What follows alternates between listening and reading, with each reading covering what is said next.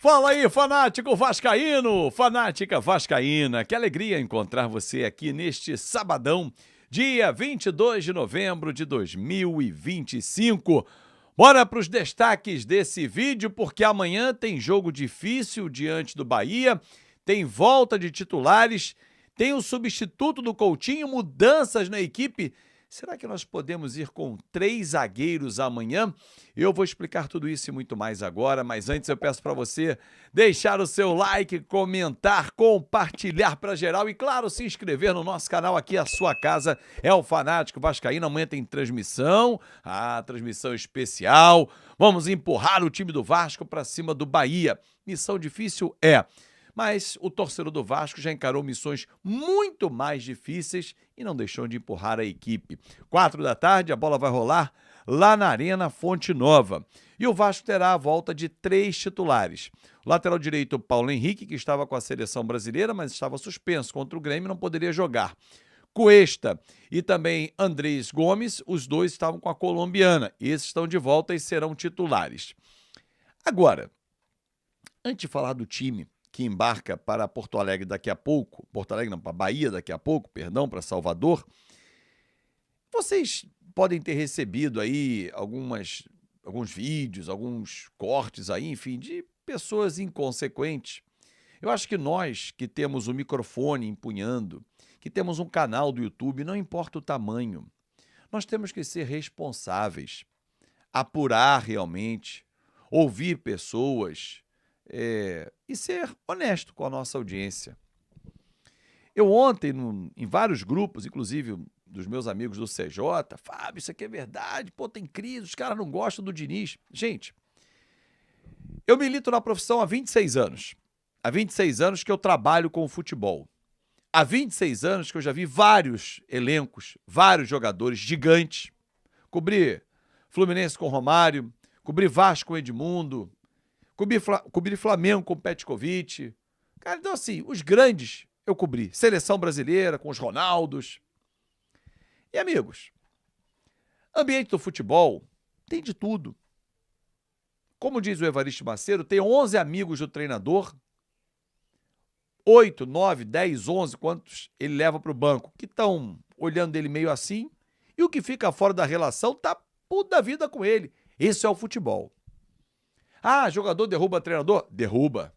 Claro que sim.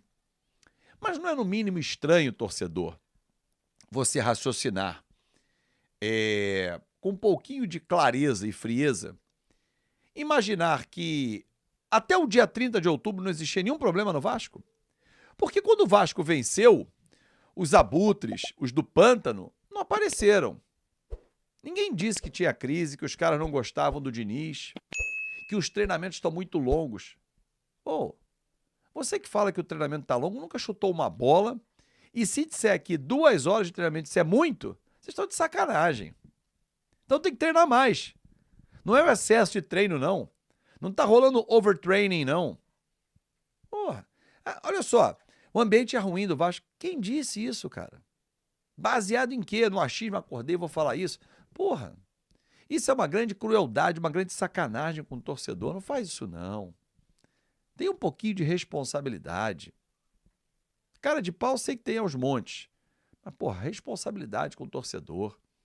Porque isso vai espalhando e a mentira contada várias vezes vira verdade.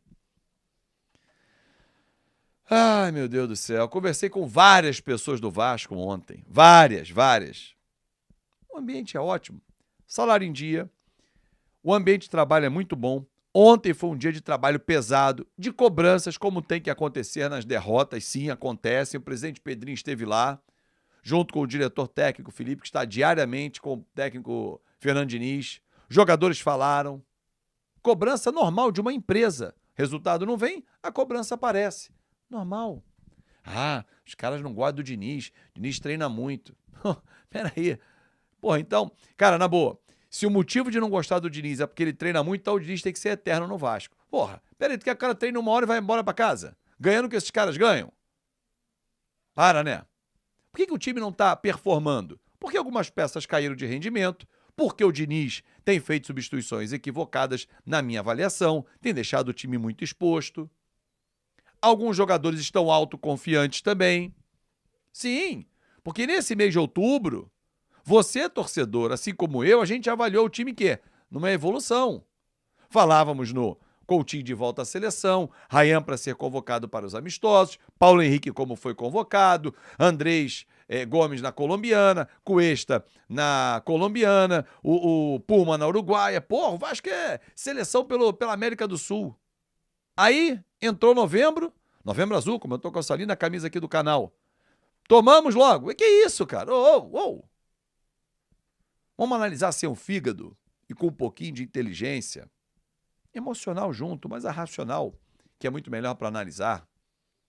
Por exemplo, amanhã não teremos o Coutinho. Quais são as opções?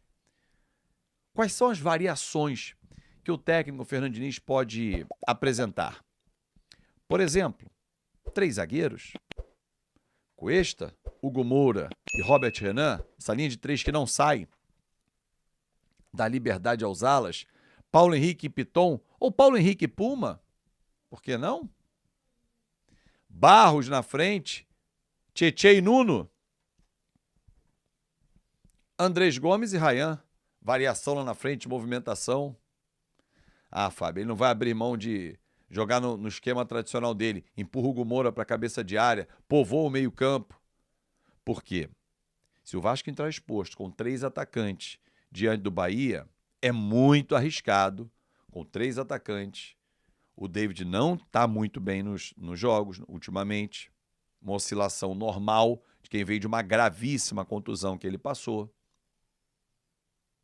Ou, não seria surpresa para mim se o time escalado amanhã fosse Léo Jardim, Paulo Henrique, ou melhor, vou começar com os 3 zagueiros. Léo Jardim, Cuesta, Hugo Moura e Robert Renan, Paulo Henrique de um lado, a dúvida, Piton ou Puma, Barros, Paulinho. Eu escalaria o Paulinho ali, com o Nuno Moreira centralizado na função do Coutinho, Andrés e Ryan. Que tal essa escalação, torcedor? Ah, mas o Paulinho não tem jogado. Amigo, tá acabando a temporada. Sujar o uniforme só não adianta. Ele tem treinado bem. Bota pra jogar. É talentoso. Quem sabe nessa reta final, faltam 4 jogos, mais as 2 semifinais, se Deus quiser, as finais da Copa do Brasil, 8 jogos, ele não performa. E aí o Pedrinho fala assim, a gente tem que renovar com ele, cara. É o 8 que a gente tem dentro de casa. Em 2023 ele não foi um grande jogador? Por que a gente não vai pensar nele para 2026? Ele tem que performar nessa reta final. Então assim, torcedor, eu acho que nós temos soluções em casa. O time do Vasco não é esse traste que as pessoas estão pintando. Algumas, né? Alguns abutres que se aproveitam dos resultados para aparecer.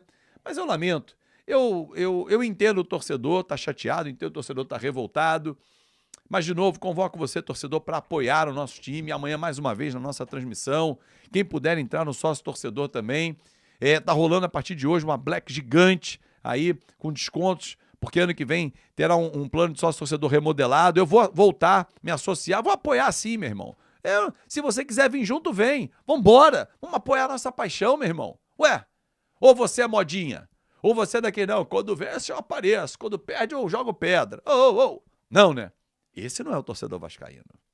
Um grande abraço, um ótimo sábado e até amanhã, ao lado da nossa paixão. Aqui é Vasco pra cacete, tá? Não é só a frasezinha, não é? Meu irmão, aqui é na boa, na ruim, na alegria, na tristeza. Vambora, meu irmão. Sacode a poeira, vambora, porra. Para de frescura e para de acreditar em qualquer um que fala qualquer bobagem por aí. Tem canais com credibilidade. Já indiquei alguns, vou indicar outros nessa reta final. O canal do Pedrosa é fantástico, do Garone é muito bom. Porra, então aí, ó, Futebolaço do Dieguinho, Machão da Gama do Juninho, a torcida vascaínos do Léo Lacerda, galera do podcast Cruz Maltino. Tem tanto canal bom pra você acompanhar. Porra, escolhe, né? Atenção vascaínos também, a galera bacana, faz um trabalho muito legal. E quanto mais concorrência tiver, Leonardo Baran, é muito bacana. Agora, eu posso ter esquecido alguns aqui, tá, gente? Mas tem uns que são... Deixa pra lá. Grande abraço, um ótimo fim de semana e tamo juntasso. Tchau, tchau. Fala rapaziada, estamos aqui com mais uma notícia do Vascão. Como você ficou por dentro aí de todas as informações que o Fábio Azevedo trouxe pra gente, temos aqui notícias do Vasco de últimas horas. Além do Barcelona, clubes alemãos estariam interessados em Ryan. O Barcelona fez uma proposta oficial pelo atacante brasileiro Ryan, de 19 anos, do Vasco da Gama. O jovem está avaliado em cerca de 18 milhões com RB Leipzig, não dá pra falar isso aqui, Bayern de Munique também interessados, né? LB Leipzig. Não conheço esse nome aqui não, pessoal. Mas é isso aí, além do Barcelona, o jogador tá na mira de outros clubes gigantes da Europa, o Bayern de Munique também, e existem outros interessados. Gostaria de saber a sua opinião. Você acha que o Vasco vai conseguir segurar Ryan por muito tempo?